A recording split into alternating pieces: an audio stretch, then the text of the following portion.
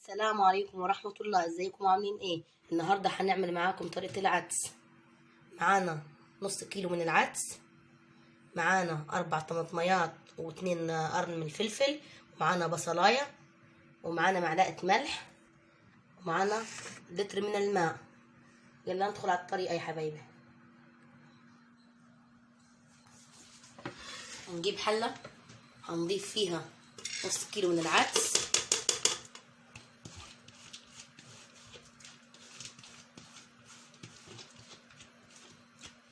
ده اسمه العدس السريع يا حبايبي، العدس السريع. ضفنا نص كيلو من العدس بالشكل ده. هنضيف عليه 4 طماطميات و2 قرن من الفلفل، ومعايا بصلايه، واللي حابب يقلل من الطماطم يقلل براحته، انا بحب الطماطم فيه كتيره بالشكل ده. هنضيف عليه معلقه من الملح،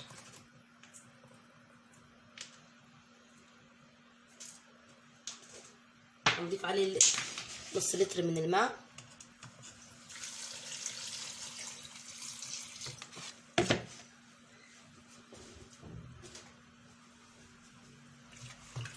قلبي يا حبايبي. بدي تقليبه ونضيف على البوتاجاز.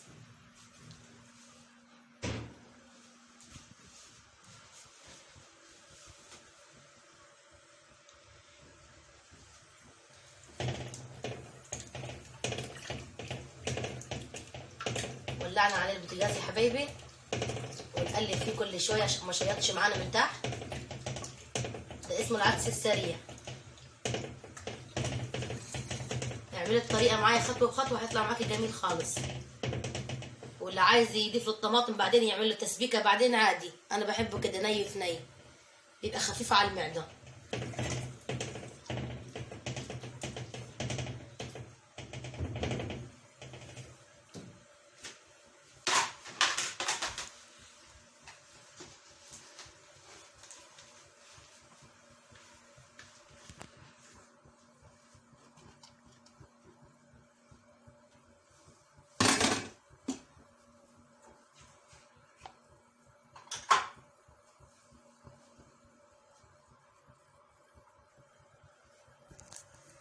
بالشكل ده يا حبايبي هيستوي معانا وهنرجع لكم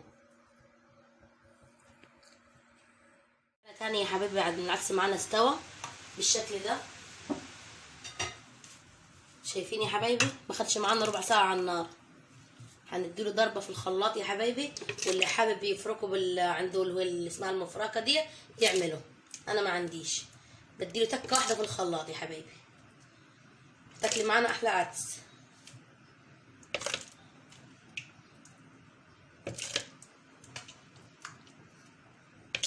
ما خدش معانا ربع ساعه على النار.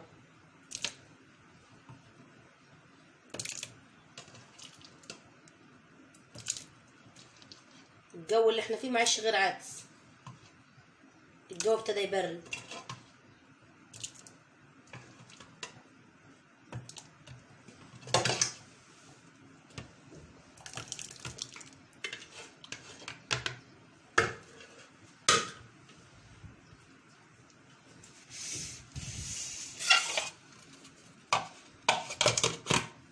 تكه واحده يا حبايبي.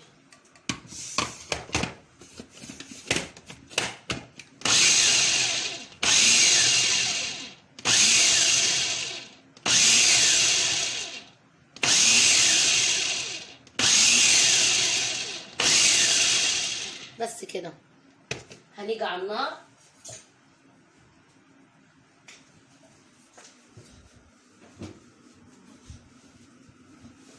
ضايفين حله يا حبايبي، حاطين فيها 3 معالق من الزيت، هنضيف فيها معلقه من الثوم،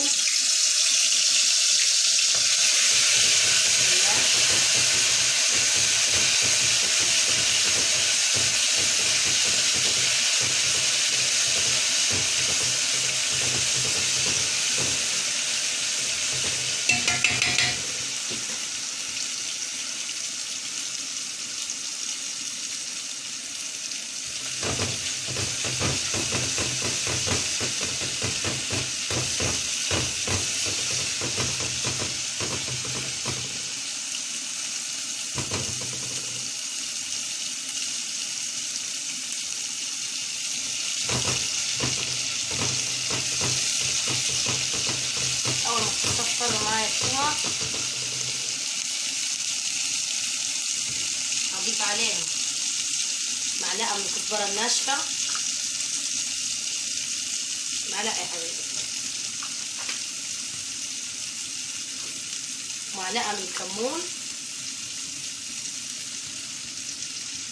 ومعلقة من الشطة.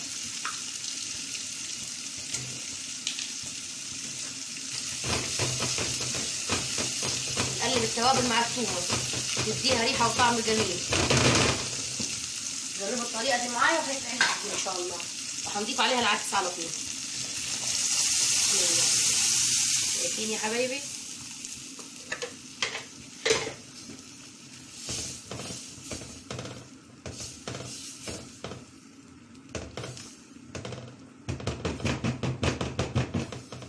وقت خلص معانا العدس، هنصبه معاكم. جربوا تحطوا التوابل مع التومة وتدي العدس طعم جميل خالص.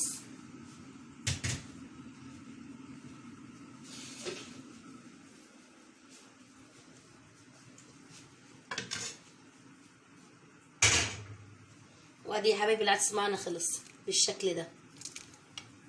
اللي حابب يزود له شويه ميه عادي، انا بحبه بالسم كده عشان باكله بالعيش. يا حبايبي بسم الله.